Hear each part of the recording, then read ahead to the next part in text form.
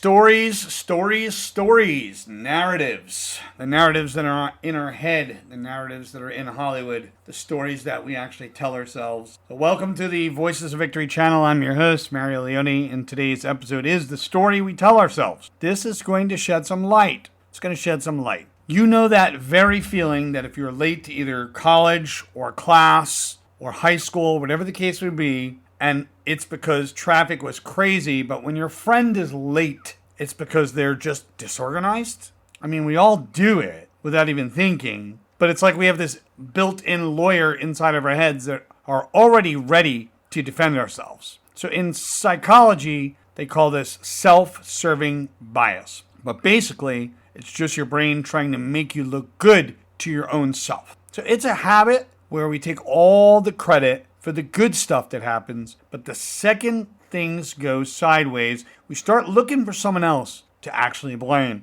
So the weird part is that we aren't usually lying on purpose. Our minds just naturally pick sides before we even have a chance to look at the actual facts. We want to believe we're in control when we win, but when we lose, we'd rather believe it was just nothing more than bad luck or chalk it up as a rigged system that actually wasn't rigged. So here's the deal. We need to go deeper. We need to look at the emotional and psychological aspect and even the behavioral. So you can see this happening all the time if you look for it. Like if you get an A on a chemistry test, you're probably thinking about how hard you studied and how much you actually get the material and understand it. But if you get a D, suddenly, magically, the teacher is unfair or the questions were tricky or somehow it was all rigged and didn't make sense. So it shows up. It actually shows up in how we actually speak to people. It shows up in our communication.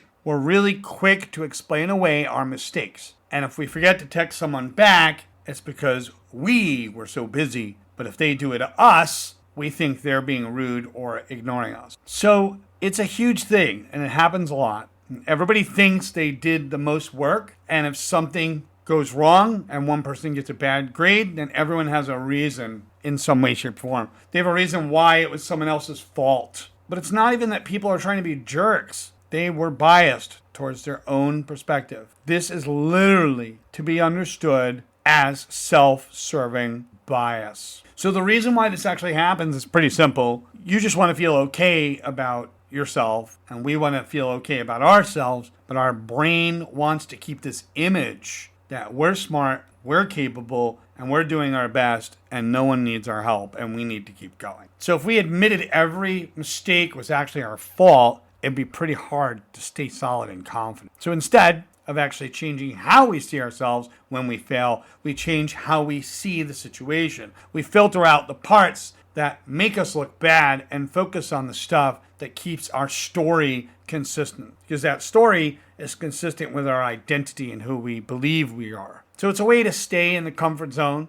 even if it's not exactly the truth. So there is a point in awareness, or the aha moment, when you realize your excuses change depending on the outcome. So you start to notice that your logic really isn't logic. It's just an action and reaction that you're trying to rationalize and make it come out right in your own head. So once you see that pattern, it gets a little uncomfortable. You realize that you aren't always being objective, and your version of the truth is usually just whatever makes you feel the best in the moment. It's self-serving at best. But it's not about beating yourself up or being a perfectionist. It's more about taking a hard look for just a second on what's going on internally. When something goes wrong, instead of immediately blaming the situation or another person, you just ask, what part of this actually really was me? How much of this was on me? And it's going to feel strange at first. It's going to feel weird. But people actually start to trust you more when you do this. Because if you're the person who can say, yeah, I messed that up, you take accountability. Because responsibility is what you do, but accountability is how you speak to it. So if you say, yeah, I messed up, without making 10 excuses, you end up having way more control over things. You stop being a victim of just bad luck or a rigged system,